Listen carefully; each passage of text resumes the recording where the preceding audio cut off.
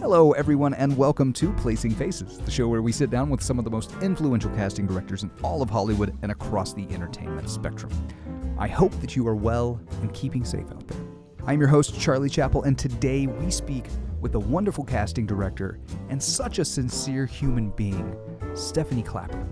Stephanie is based out of New York and has worked on Broadway, Off-Broadway, regionally, internationally, on television, and on film. Projects she has cast have won numerous awards, including Tonys and OBIES and Artios and Pulitzer Prizes, Sundance Audience Awards, Cannes Prize Du Publique, and Comic-Con Awards. She schools me a whole lot on theater, something I am woefully ignorant on, and a whole lot less now. So enough of me yapping, let's get into the good stuff. I hope that you learn as much as I did. So we'll just jump right in. Great. It seems like a lot of your work, though, has been in the theater world. So I've been a little bit worried about this conversation because usually I am hyper prepared, but theater, because it's vaporous. It's there in a moment and then it goes away. It's hard to study. Yeah. Uh-huh. The players in that world, I know very little about. So going with a little meta question to kind of start off is, how can an actor who is ignorant of the theater begin to research and understand the shoulders of the giants that came before and get an actual grasp of that? Oh, that's a good question. It's a big question. That's a big question. Just to take a step back, it's interesting because I grew up in New York and I grew up going to the theater from the time I was very little.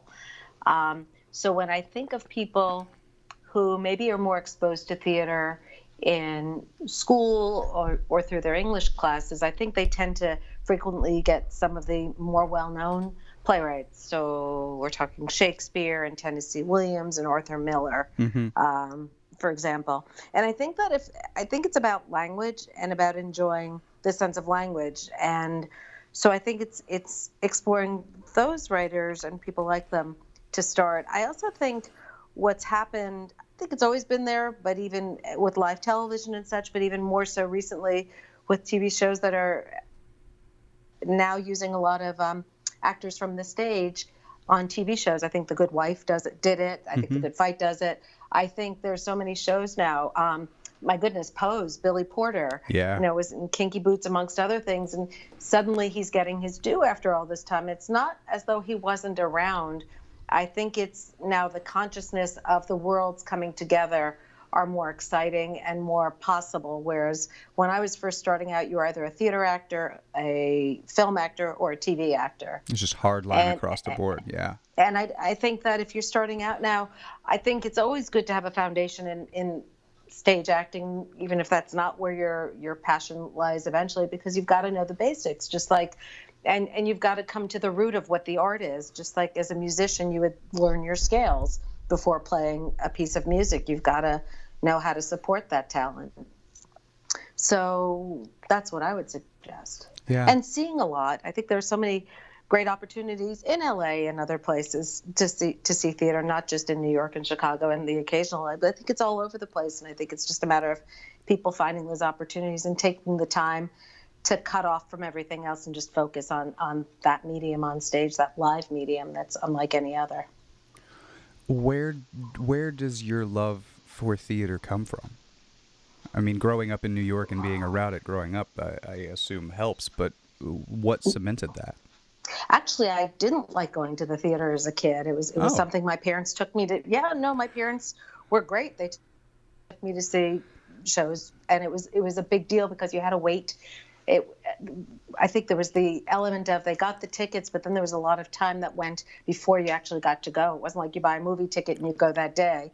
It was, hey, Stephanie, we got tickets to July 4th. Yeah. So cool. I think it was the event, and I think it was the fact that when I went with my parents, my seats were probably better than when I went with school groups, and I was further away from the stage, so I felt very cut off.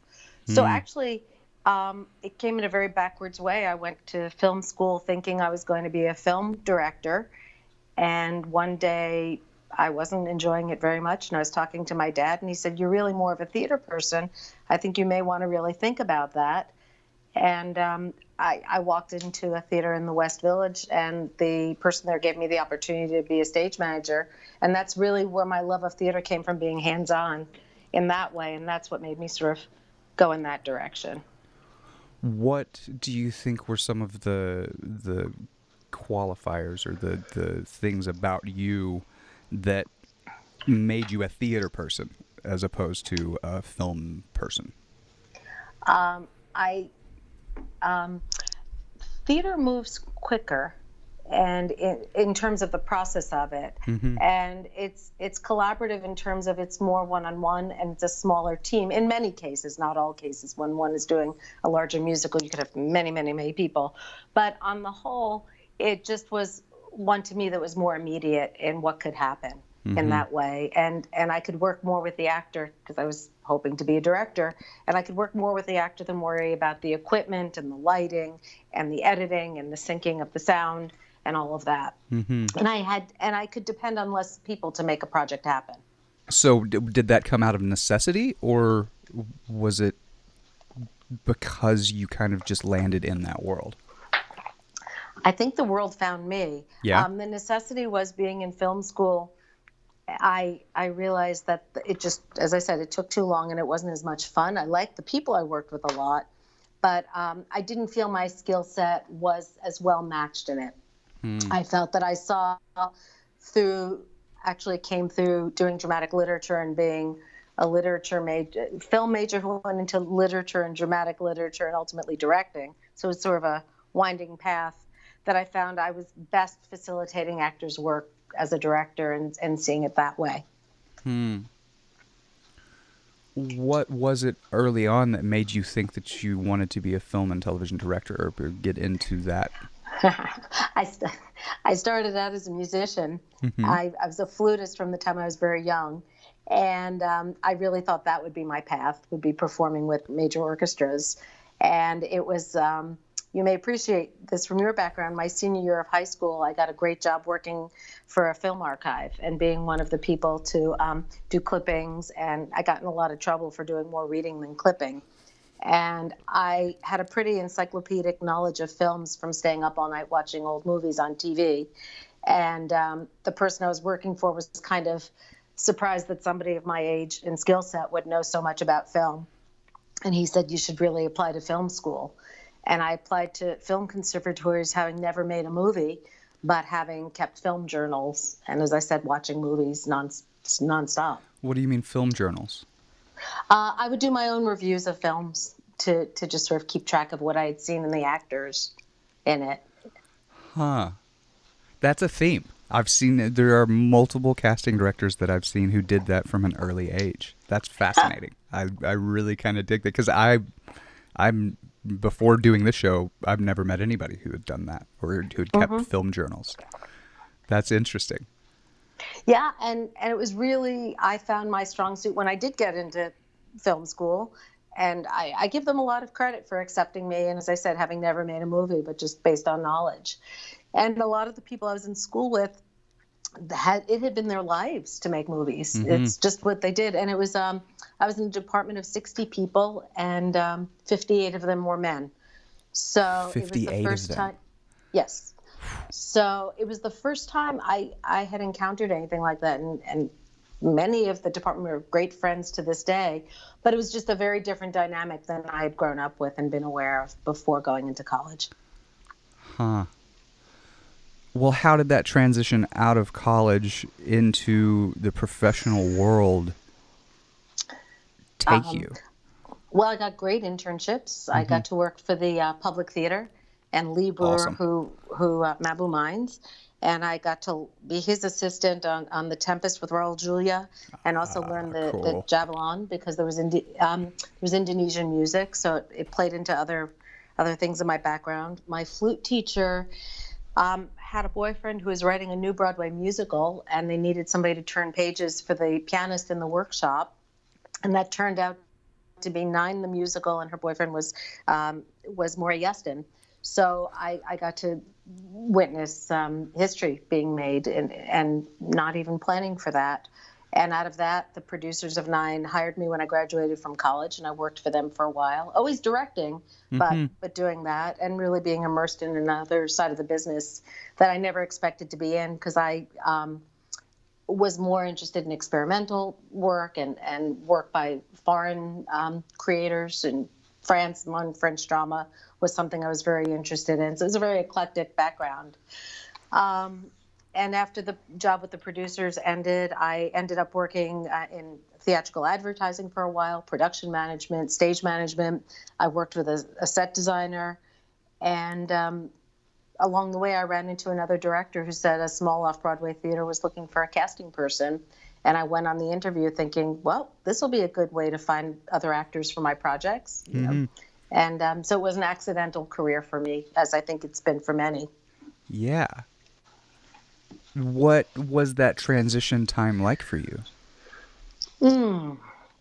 I worked for that theater for about 4 years, really still pursuing directing. And that theater job alone wasn't able to pay the bills, so I had to do other things.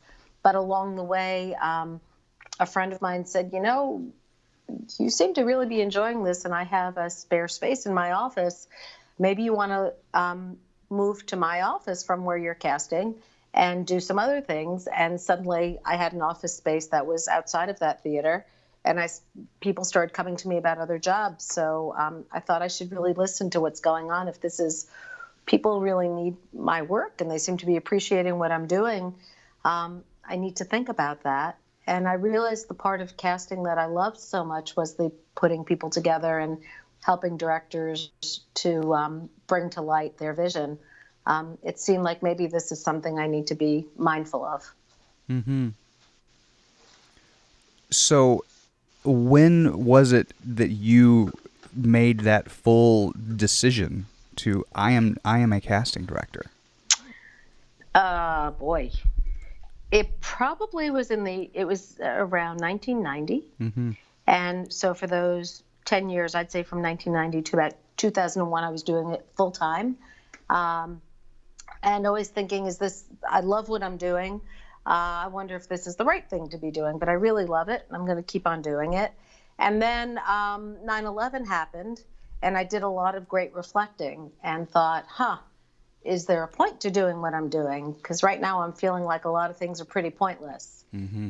And I had a very young family, and I really was in a spot where I didn't know what to do because we had also been displaced.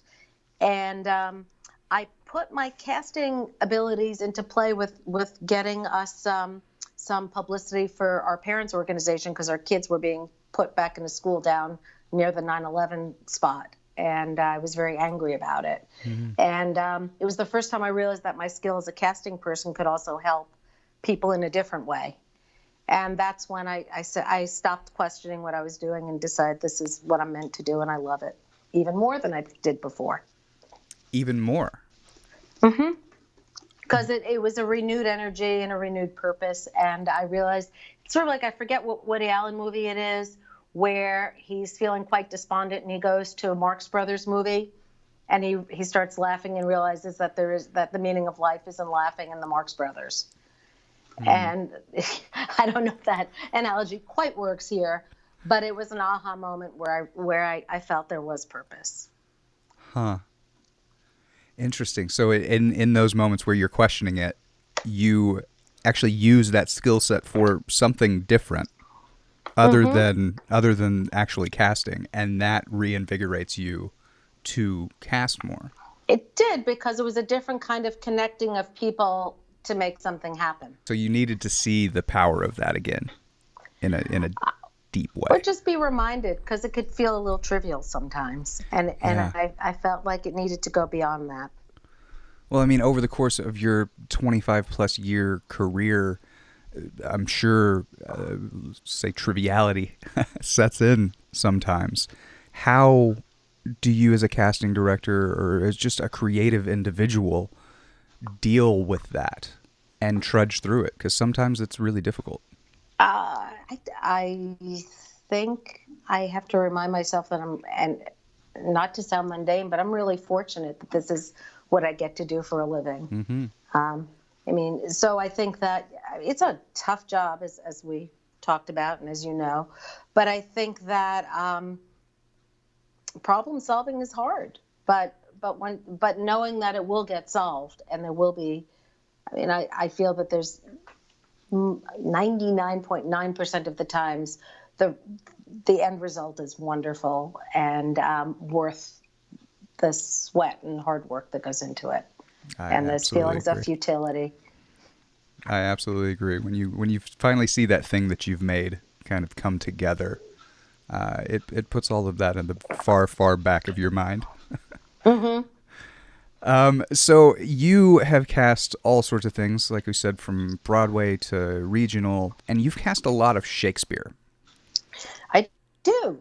I actually just recently, speaking of theater in Los Angeles, yes, there is theater in Los Angeles, everybody, and you should go watch it. The Griffith Park has Shakespeare in the Park every summer, and right now they're doing Twelfth Night. Watched that about a week ago. It's the first time I'd seen Twelfth Night. It was really lovely. There were some just differences in, from what I understand previous casting has been for the show. I'm curious on the most often produced Shakespeare plays, how much do previous productions come into consideration when casting? That's interesting. I mean, with my directors, they're coming from the place of usually originality and intention. For Hudson Valley Shakes, when my director, who's also the artistic director of Hudson Valley Shakes, did Richard II last year, he had a woman in the role of Richard. And I think he just felt that worked for his concept and what he wanted. And she was really the anchor to the production, and it was quite magical. I'm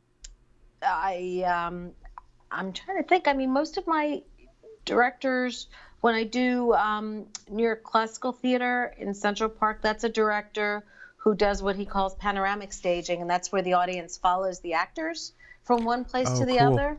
So it's really cool. And lately, I think because of economics, but also because of concept, he's been reducing the size of the roles, not the size, the number of cast members. So therefore having people double more. Yeah. So that's what I mean by reducing the size of the roles. So I think conceptually he's been doing something like that. So he did a Romeo and Juliet last season where the nurse was played by a man because he also played other roles. And it really worked quite well and was quite wonderful. And I think it allowed the audience to experience it very differently. So that was kind of magical in that way. So I think that the trick with Shakespeare these days, I find, is that people, if it's the histories, people are trying to make them more relevant to our times because heavens knows we're dealing with very interesting times right now, and quite Shakespearean at times. And there are times with the comedies where they're too, like, I think Taming of the Shrew is a very challenging play to do right now because of the sexual politics involved. And I think that when people choose to do it, they need to think conceptually of how they're going to do it so that still plays in these times. Is that taken into consideration? I mean, I guess that has to be taken into consideration. It has to be. Right. And it's something I would never have thought about. Shakespeare to me is Shakespeare. Shakespeare's, men with the funny neck collars and the tights and all that stuff. But that's because thankfully nobody's really doing it that way, right? At least in my experience lately. Right. And when you have a play like Macbeth, that's all about power and such. You look at our times, you go, that's an interesting play to do right now. Absolutely. I just watched National Theater Live does their screenings in theaters every now and again, and my producer for this show has been introducing me to theater. She knows a lot more about theater than I do. And National Theater Live did Julius Caesar last season that was incredible because the guy walks out wearing a bright red hat and a suit and a tie that's way too long, and the way they built it around modern events was really beautiful. That's fun. It was cool. But what's could I just please. say one thing that you're reminding me of?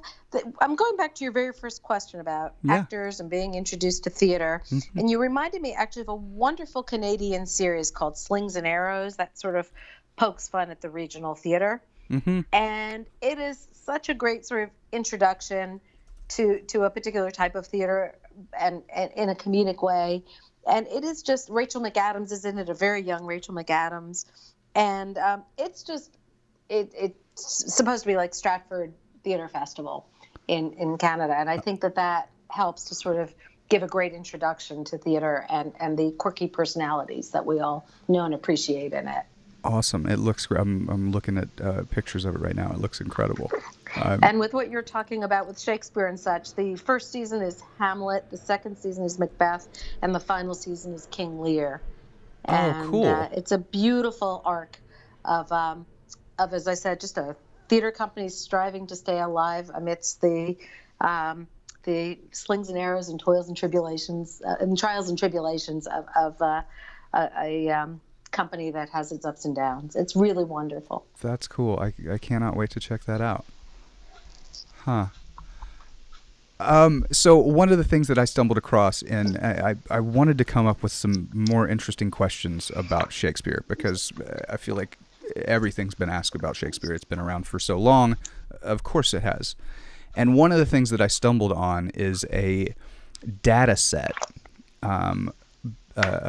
A man by the name of Eric William Lynn put together, and I think it had to do something with the class he was in or something. I'm not really sure.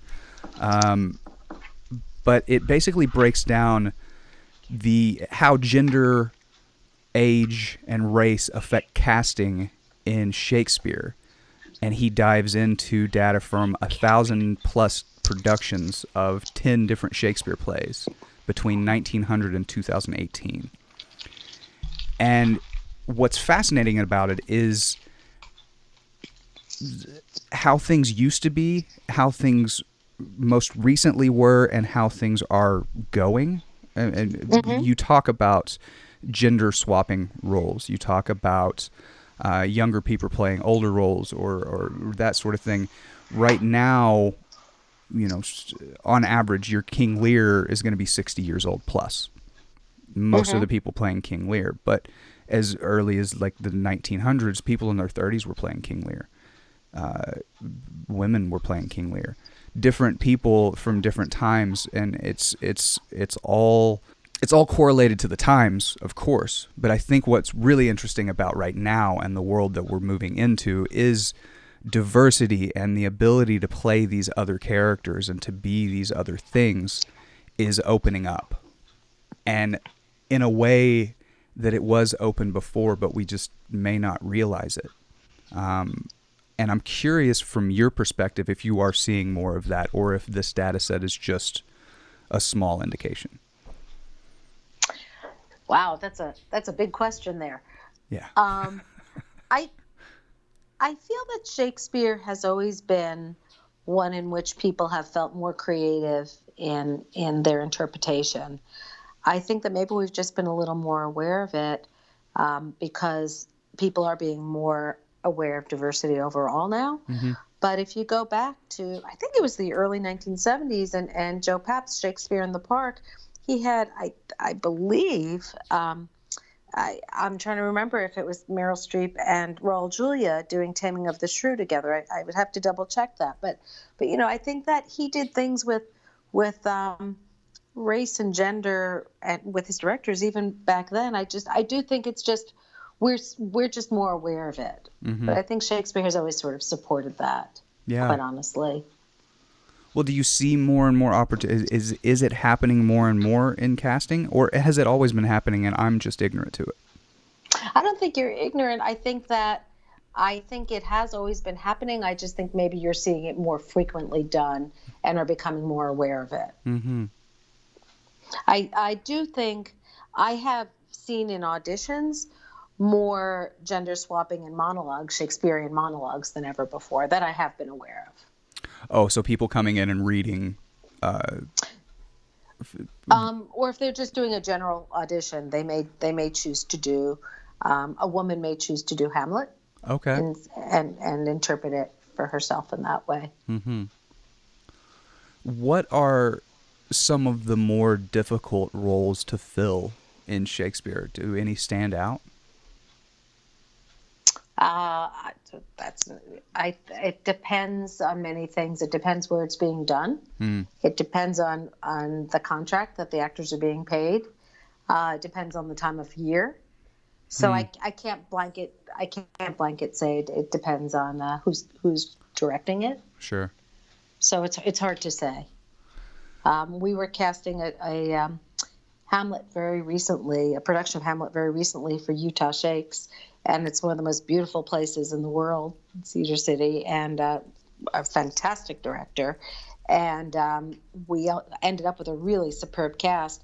But part of it is, even with all of those things and people who are getting paid a nice amount of money, it means being away from a lot of film and TV for about 5 months. Mm-hmm. So it really has to be people who want to make that commitment to be doing that play, or maybe being part of the entire season to do that and put maybe their lives on hold if they're LA based or New York based or Chicago or otherwise, and say, this is the project I want to be doing and this is the place I want to be doing it. How much is that onus on you to find and to, I guess, iron out those details with the actors? I have to start with that. They have to know those details before they come in for the audition, because it would be terrible if they come in for the audition and the client falls in love with them and they go, oh, just kidding, I don't want to go away for 5 months. Sorry, but I really am happy to meet you. Right. That's a bad thing. Do you feel like that reflects on you having the work beforehand? Or it would reflect badly on me if we hadn't given them that information ahead of time. Sometimes it happens, but my team and I really make sure that the actor and the representatives, when they are represented, know each and every detail, so that that kind of thing happens not so frequently. Yeah. Well, I want to talk a little bit about some of the shows that you've done. Okay. You've done so much, and I wasn't really sure where to start, so I had to. I'm going to start with a name that I recognized at least, which was Billy Porter, who you mentioned a little bit earlier. You did a play called While I Yet Live, written by the Tony Award-winning actor, about his own life, kind of mostly based around his family and upbringing in Pittsburgh, a love letter to the women who raised him in a very religious household at a time when it was not easy really to come out as a gay man. Right. Tony Award nominee Cheryl Kaller, who did Mothers and Sons, Next Fall, Adrift in Mako, directs the premiere. It starred Tony Award winner Lillis White, Emmy Award winner Esapatha Murkison, Elaine Graham, Sharia Irving, Kevin Morrow, Sharon Washington, and Larry Powell. What was the process of working on this play like for you? Oh, my goodness. Well, I've known Billy for many years, and I had also known Cheryl from other things. Mm-hmm. And Billy had done a lot of developing of the play in various earlier readings and such, even before I came on it. The thing was to find Billy's voice in the actor who ultimately was Larry Powell. And that was a great responsibility to do that. It was a piece in which we all felt it was very important to really honor Billy's life and his journey. And I felt that as we had all really worked very hard to do that together, in terms of the producers, the director, and me, and of course everything to support Billy. Esapatha was on it already, mm-hmm. and that helped tremendously. Lillis White, I forget if she was on it or not, but she knew Billy, and they were very close. Kevin Morrow, we cast to play Billy's father, and that was a very difficult role to cast because we wanted to get that right, and I had used Kevin in some other shows, and same thing with Larry Powell. I had known them from other things, and I was thrilled that Cheryl and Billy responded to those actors amongst the others we cast, and Sharia too. It was, the experience was one of great responsibility because it really hit a deep spot for him and us. Mm-hmm. Is there potential with something like that, or with because this is such a personal story, is there a potential of being too precious about things and not allowing the actors that come in to be? No, absolutely not, because I think that, I absolutely not preciousness at all. I think that the fact that the story was out there, it was very important to get it right. And I think that Cheryl is a really smart director who wouldn't allow it to be precious, with the producers. And I think the actors just wanted the opportunity to be seen. Mm-hmm. So I don't feel it was precious at all. Well, when you're casting somebody who is not just a real-life human being and telling their own story, but also involved with that project, what kind of unique challenges does that present? I keep going back to the word responsibility. I guess there was a responsibility to honor Billy's writing and Billy's journey and the family members that were represented there. Mm-hmm. So I think it's different than just a role that's a role. This was a role based on, his life and why he was willing to tell it. What sort of characteristics do you as a casting director kind of key in on about Billy that you need to not necessarily replicate, that's the wrong word, but find in another person to the core of the emotional truth of Billy, for instance? That's a tough question to answer, because I think that it's in this case it was the actor who had I think Billy is so smart but also deeply sensitive and functions on a very high frequency of craft, and yet the story was one of him in a younger incarnation and somebody who was still finding their way through life.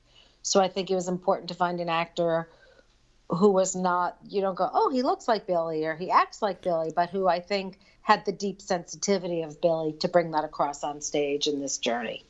So for the core emotional state of Billy, the not just the outer, which I think people so often get hung up on. Does he look like the person? Is it, No, it wasn't about, it was about the entire package. Yeah. Well, this one was at the primary stages, right? They're the producers, yeah. Primary Stages is the producing entity, and they're a theater company, an off-Broadway theater company in New York that's been around for about 35 years now. About 35 years. And you've been with them for a fair amount of time, too, yeah? As resident casting director? Yeah, about 20-plus years, I'd say, give or take. And what does that mean to be the resident casting director of a stage? It means that I've been very fortunate to work on a great majority of their productions that they've produced. And is that a standard? And again, this is a lot of ignorance. I'm not on staff there. Okay. But they're an account that I've been fortunate to work with for many, many years. So okay. I would be, in many cases, the first call if they have a project and needed my services. And how did you become associated with Primary Stages? I am trying to remember. I believe it's one of those things where it's become so holistic at this point. I know I was introduced to their founder by, I believe, Daryl Roth, who's a producer, and the current artistic director. I don't even remember how we met anymore, but we've known each other for such a long time. I know him he was the literary manager at one point of Primary Stages, and then he went off and worked for another producer, and then he came back and was back at Primary Stages again, and then ultimately became the artistic director. And I got to cast his wife before they were even married, and we became friendly in that way. So I think it's one of those just lives intertwined in various capacities in work. And I feel like that's how you do land these things. There's no secret to getting into those places. It's about relationships. It's about building up, because you're going to be working with these people very closely in creative confines. That's a lot more difficult than it sounds. True. And the stakes are always so high. I think that's what we all know too. What you have been hearing, I'm sure, over and over again is you really want to get it right because there's no room to get it wrong. No, there isn't, because if one piece doesn't work, the whole thing doesn't work. That's right. And that's a really hard thing to come to grasps with. Well, and also you talk about being sort of in some ways the invisible craft, and yet when that craft doesn't work, it's the first thing that people comment on. Yeah, it is. Well, speaking of craft, what are some issues that you see from actors that are less versed in theater when coming, people who are more versed in television and film, when they try to make the transition over to theater? I don't see it that often that people go in that direction. It's usually theater going into film and TV. Yet what sometimes happens is people who are doing more film and TV and have gotten out of practice a little, sometimes they forget how to project, or their choices are a little smaller, or it's just a different, it's just, I think smaller is a good way of putting it. It's a little more intimate. Yeah.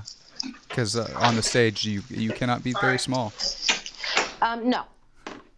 I want to talk about another show that you did. Let's talk A Christmas Story, the musical. Yes, that was fun. This had to be huge. It's rave reviews on Broadway. It's based on the movie that runs around the clock during Christmas time. You worked on this from reading to the regional premiere. You did 2 tours, a Broadway production, and then at Madison Square Garden. First and foremost, how awesome was it to be a part of something this big? And it was Pasek and Paul's really big show that I mean, people knew of them, but then they really blew up even more than they had already blown up. I think it really was great. It was funny for me because I had never watched A Christmas Story on TV. Never? When wrapping my gifts, I always flip channels, but I was a big It's a Wonderful Life person. Okay. So I would see Peter Billingsley on TV, and I'd see the kid with his tongue stuck against the flagpole, and then I go, okay, back to, It's a Wonderful Life. It's a story that resonates more with me. But once I got the job, boy, did I immerse myself. And then for subsequent holidays, I would wrap gifts and stay up all night watching the loop over and over and over and over and over again. So it did become a way of life. But I discovered it much later on. And even, it's amazing the gifts you get when you work on a show like that, from the leg lamp to leg lamp ornaments to leg lamp kitchen magnets to, I could just go on and on, to fudge, it just goes on. But it was wild. And I to this day, I have to say, not only was it a wild and wonderful experience in many ways, but to see those kids now grown up, and I just taught a workshop recently, and one of the Ralphies was in my class, and he's graduating college, and that was very strange. And then our little boy Luke Spring, who's this incredible tapper, his mom and I are still in touch, and we talk occasionally, and and the creative team, and it was really a very special time. How big was the cast in this show? I think it was 28 ultimately, 28. If I'm remembering correctly. That's a huge cast. There's a lot of singing, a lot of dancing. A lot of kids. What are some of the unique casting issues that come along with, one, casting so many kids, but casting something that's so big that also moves?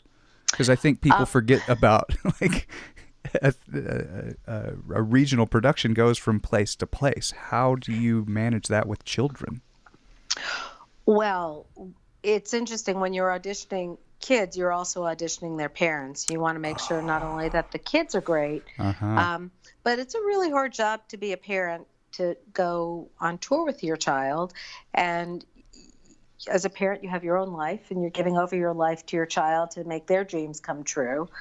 But then there's also the culture of the parents being with the parents, because that's they have their own social thing, and then you have the kids being with the kids, and you want to make sure that everybody's going to work well and play well together. Plus, we would start casting the kids 6 or 7 months in advance as kids grow.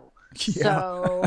So this could be problematic. So we had to make sure we also had backups or enough time to find other children if the kids aged out, or especially we were dealing with a number of boys who still had to play prepubescent boys. So we had to watch their voices weren't going to change also. So there were many things to keep under consideration there. And these kids, what they had to do was what 20, 30, 40-year-olds have to do. Their level of professionalism and dance ability and acting ability and singing ability had to be very, very high. And I truly was in awe of these kids. And we did a search. So I was spending a lot of time in Chicago and Los Angeles, and we searched New York, and it was before online searches were quite the way they are now. It was just sort of still just happening. So it was quite exhaustive what was being done in person as well as online, and just really getting the word. And we saw thousands of kids.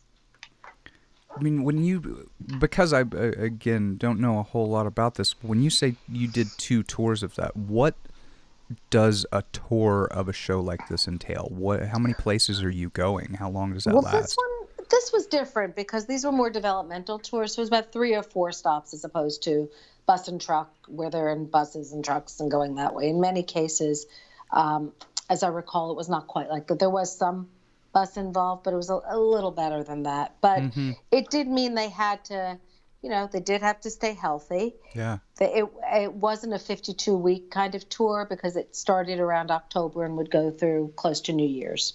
So okay. I mean, one of the things is that the families and the kids and the grown-ups had to really, they're giving up sort of what their normal holiday plans are to be performing in something like this because it was so specific holiday-wise. Yeah. The other thing that was difficult, we talked about this a little with Billy, but there was a responsibility to really honor the film and meet the audience's expectations because, as you sort of indicated, I sense that this is a film that's a big part of, or was a big part of your life growing up. Very much so.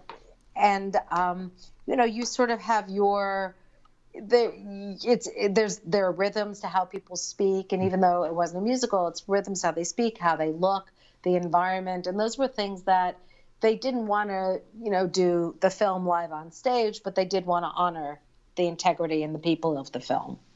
So Dan Lauria is nothing like the original guy who played the narrator, but yet Dan had the essence of what that narrator was. Mm-hmm. What kind of conversations are you having with the director and the powers that be in theater about the casting on something that is so iconic? Well, the Ralphie had to there had to be the sense that this kid could be the Ralphie from the movie, that he could be Peter Billingsley. Okay. And Peter was around. He was at some of the casting calls, and that was very important that we find the right kid, because that was the anchor in many ways, as were the parents. So I think that there was the integrity to the script and the story. So the conversations were really about that and how to get that across.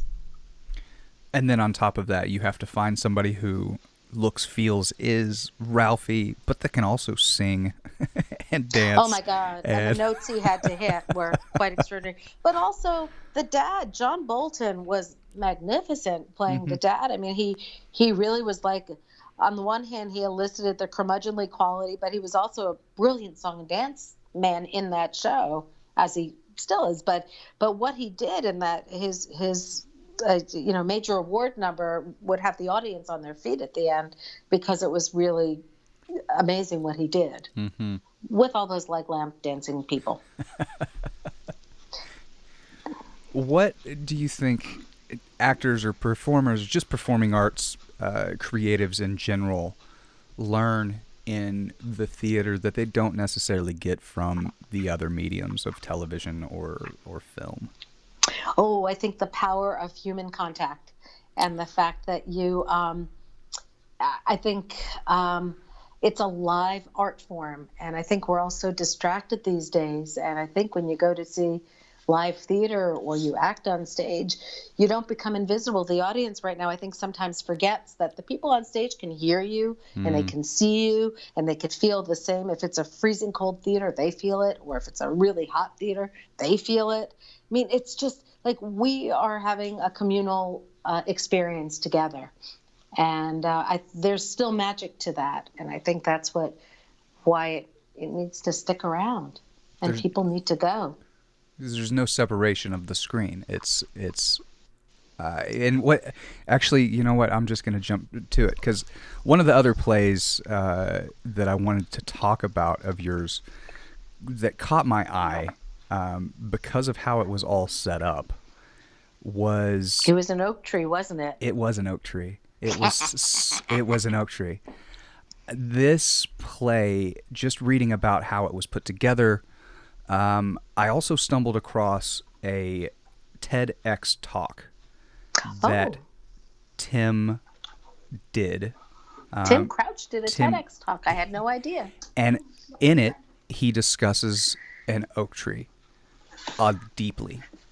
So much so that I really want to see a full version of this play. There is a 10-minute intro and kind of a YouTube video of him kind of setting up the play and not really getting into it. So I've seen just a little bit of it. One of the things about this that I mentioned earlier is the idea of not being able to research casting directors as much. But with this one, finding that little tidbit of the play and seeing how it was put together, and then watching Tim talk about it in this TEDx talk, it's kind of mind-boggling. So for all of you who don't know what we're talking about, it's an off-Broadway play by playwright and performer Tim Crouch, and each performance was done with one other actor. Every performance that being a different actor. And they weren't allowed to know anything about the play or see the script till, 45 minutes before the show? No, actually, they could talk to Tim 45 minutes before the show, but they didn't get the script. And it was only pieces of the script at a time until they got on stage. Right. So it's never improvised, and the lines are given to them kind of in the moment. He plays a hypnotherapist or a hypnotist. And from what I saw, the roster of performers included people like F. Murray Abraham, Charles Bush, Reed Birney, James Urbaniak, Alexandra Neal, Katie Finneran, and Tova Feldsha. Uh-huh. Oh, yeah, nailed it. And Frances McDormand was in it, too? She wasn't mentioned in any of the articles. Really? That's... Okay, so first off, I have to ask how you came to work with Tim, and how do you even begin thinking about casting something like this? Oh, my God. It was such an amazing project. So the producers and I had worked on a number of projects together, and they were so smart. They called a meeting between me and the press agent, and Tim wasn't in town yet. And we just really brainstormed about what would be the best way to make this happen. And what I felt would be the best way, and they supported this, was all you have to do is get that first person. And if you get the right first person and people start getting excited about it, it's going to go from people being trepidatious to people really, really wanting to do it. Yeah.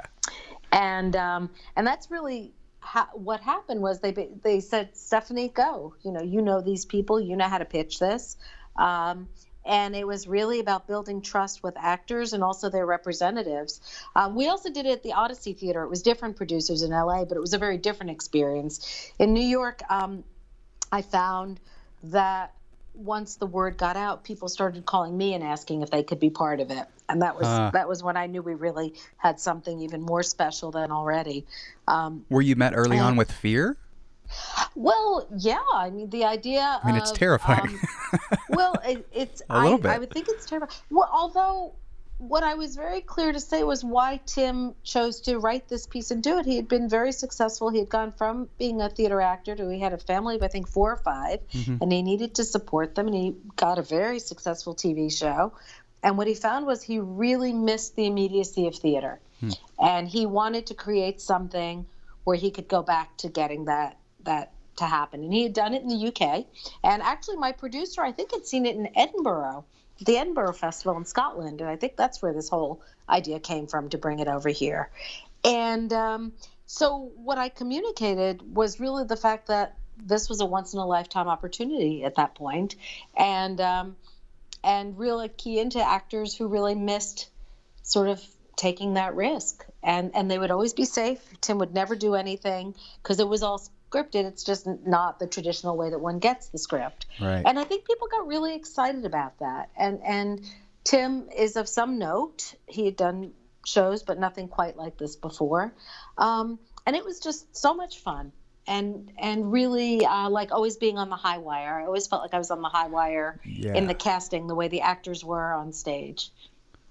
Well, in just the little bits and pieces that I saw of it, and especially this TED Talk, which I highly recommend. It'll be in the show notes. I'll send you a link to it as well. It's entitled "The Art of Autosuggestion," and basically he breaks down the theories and the ideas behind an oak tree. That the reasoning behind why he's feeding lines and why he's creating this atmosphere of almost a repeat. And it seemed like from the reviews that I read at the time that a lot of people didn't get it, that what was being done. It was ahead of its time in so many ways. But and I think that's why it would be interesting to see it now. I wonder if it would have the same power. I really think it. I think it would have more power. Because I think people are more. It's different than anything that I've ever seen, in that he's telling you what he's doing as he's doing it, and telling the other person what to say as they're saying it. But the way he breaks it down in this TEDx talk really makes you understand that that's what all theater is doing. That's what all stories. There's an auto-suggestion that has to happen within us for us to look and say, oh, that's not Brad Pitt, that's somebody else. That's interesting. There are things that we have to go through to make that happen. So it's really, really fascinating. I cannot imagine how amazing that must have been. Once people did start getting excited about it, how did you then narrow down to the people that were right for it? Well, that was the great thing. Going back to what you were saying about Shakespeare and non-traditional casting, this was a case where right meant usually somebody between the ages of 30 to 80, male or female. It didn't matter. It could work. They just had to have lived, quite honestly, and be game for whatever. So that was where it was really fun because it was never the same. And I would both pitch people the idea of doing it and get pitched by people wanting to do it, and ultimately having to get that okayed by the producers and ultimately Tim. And Tim, after every show, would give a report as to his experience. And I think there were maybe 2 people that didn't quite work for them, but we had over 100 people do it. So I thought that was pretty good. You had over 100. Oh. I didn't realize. Okay, yeah. From what I read, I didn't realize it ran that long, or that there were that many people that came in and played. That's awesome. Yeah. I want to be respectful of your time. One thing I'm curious about, though, is the New York theater talent pool. And I've always heard, being in LA, that it's a very close-knit community. And I'm curious, actually, how big it is from a casting perspective, and how tight-knit it actually is. Do you see a lot of new people coming in, or is it often you're working from a pool that you are already fairly familiar with? No. It's always growing and evolving and changing. I mean, sure, there are some, there's a nice community here from which to draw, but no, it's always, it's constantly changing and growing. And people come, they go, they find other things to do. So many people are making very nice livings in TV right now and film in New York that it's very important that we keep cultivating and growing our pools of talent here. how does somebody stand out in that talent pool to you?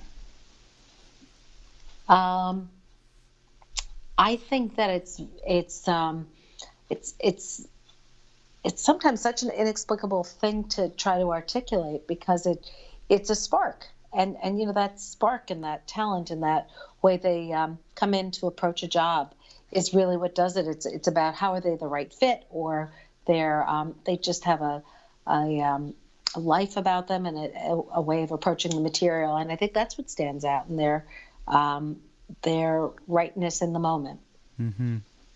I think that's a really hard thing to, you're right, to articulate and to really understand and to wrap my head around, because I ask these kind of questions and I realize how broad they are. I realize that there's no real single answer to any of these questions, because I keep getting a lot of different answers. But I think what's interesting about this show to me, and interesting about all of these conversations and having multiple conversations around the same subject, is that we get to narrow in on those things, what it is that makes somebody stand out. Even if it is a bunch of vague instances, mm-hmm. When you start to kind of mosaic those vague instances together of what it is that helps people stand out, you start to get to the point where you can actually start to make out a picture of it. The last question that I would like to ask is also another bit of a vague question, but I think it's a really important one. What moves you? I guess what moves you to continue to want to do what you do? I think that it's what I was saying earlier about finding purpose. And that purpose, I think we live in a time where we need all the help we can get. And if I could put something positive in the world and could do that in the work I'm connected to, and add a little more magic to make everybody think a little and reflect and maybe experience some joy, then I'm doing it right. So that's what moves me, to be able to contribute toward things being a little better. I like that. I think we need a little bit better in this world. And I love the optimism. I love your excitement. We've got so much more to talk about. We didn't talk about a couple of the other plays, specifically Daniel's Husband or...